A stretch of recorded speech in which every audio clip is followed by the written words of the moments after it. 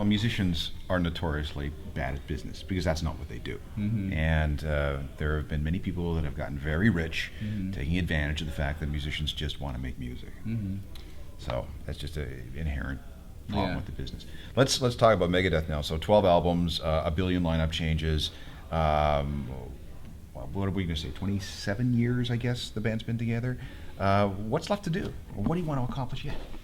Well, there's a lot of stuff left to do. I was thinking about the fact that I never had a number one, and we've got this Big Four thing coming out, so I'm going to get a number one. And I kept thinking, I never had a Diamond Award. You got to be really You got to be Led happening, Zeppelin. yeah. So, and I thought, well, God, you know what? This DVD might be able to accomplish that in the DVD realm, because you've got this.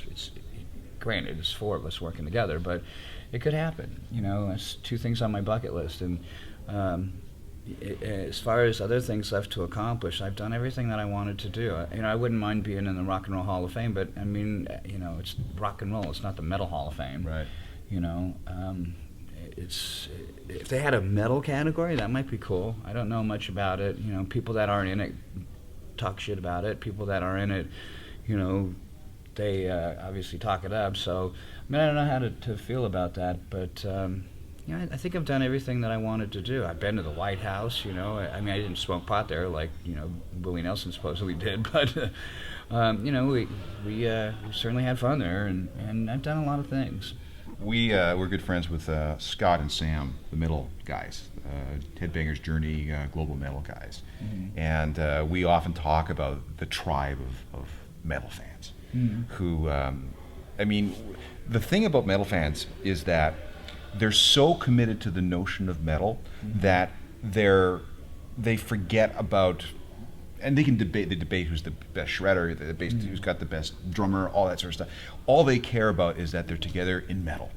And It's very conservative, isn't it? Yeah. It's very, very, very tight-knit thing, and there isn't really a lot of free, radical thinking going on in there. It's like, one type of cigarette, one type of booze, one band. I remember when the scene first started with all the back patches and everything, that was almost like a Rorschach ink blot. You would look at somebody's backpack and their back patch.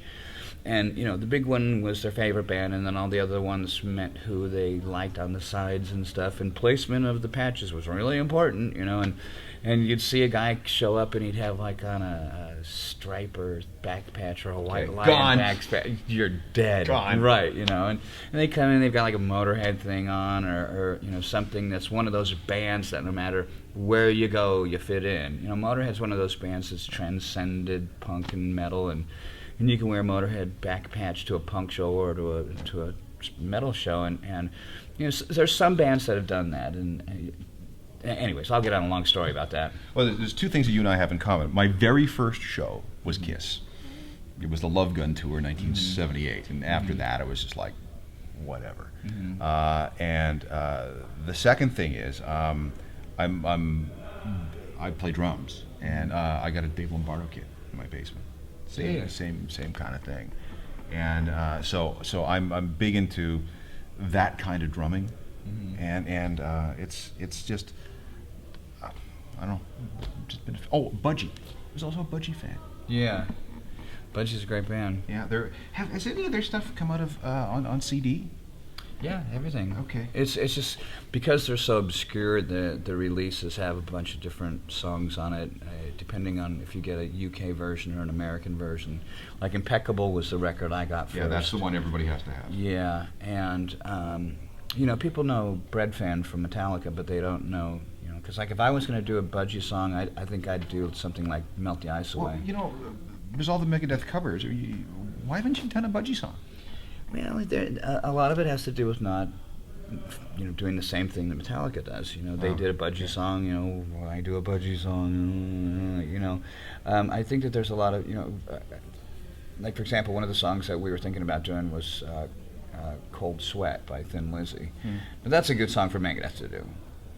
It's really important whatever cover songs we do, because we can either completely redo it, or then we have to do it just like they did it, but only better. And it's tough to do that. When we did Out on the Tiles by Zepp, You know, if you listen to the tracks individually, every one of our tracks were as good as their track or better because we did exactly what they did, but with more modern recording stuff like that, and in some cases did the performance a little bit more together because back then they did takes and, you know, there was a little bit of some looseness and stuff. But, you know, the magic of what Led Zeppelin was, you can't replicate that no matter how good you try. So it was really a daunting task to try and do that. I think it was pretty good, and Jimmy's a friend of mine, so he had said that he heard the song, and his favorite part's the end part, which where I have all his solos. I don't know if you ever heard the song, but I took a whole bunch of his songs and grabbed all the best part of the solos and did like a medley of all of his solos at the very end. I did stuff from like Physical Graffiti and stuff from Four Sticks and a whole bunch of other solo parts at the very end there. It's just a really long thing, and then I ended up with the riff from Kashmir over the top of Out on the Tiles. You know, and I mean, as a kid growing up learning Led Zeppelin songs, I never thought I would be getting messages from Mr. Page, you know, and I've got a picture of me and him. We just won these awards for Kerrang! He was inducted as a Hall of Fame musician, and I got Songwriter of the Year, so we both have these golden K's, and we're, you know, this kind of thing, and that's one of my favorite things that I have. I was at the High Voltage Festival in London on the weekend, and Jimmy was there. He was backstage, and I guess he was there to pay his tributes to it was the Heaven and Hell tribute with Glenn Hughes and the rest of, you know, Dio's old buddies. And they were he's gonna play, and he didn't, just hung around backstage. That would have been really cool. Anyway, thank you very much for coming. Great book. If you're at, you know what, you don't even have to be a metal fan to like this book. It's easy to read. The stories are compelling. There's a good arc with the way your life goes and wraps up at the end. It's one of the better biographies I've read in a very long time. I really enjoyed it. Read it in one go last night. So good luck with the rest of this tour with. And I guess you're doing Rust in Peace in its entirety? Yeah, we do Rust all the way through. It's kind of hard because it was done 20 years ago. My vocal cords have changed since then. So singing all that high stuff, it's a little taxing, but I'm cool with it because I get the rush of having the song finish and I can go, you know what I mean? And we play 4 other tracks after that.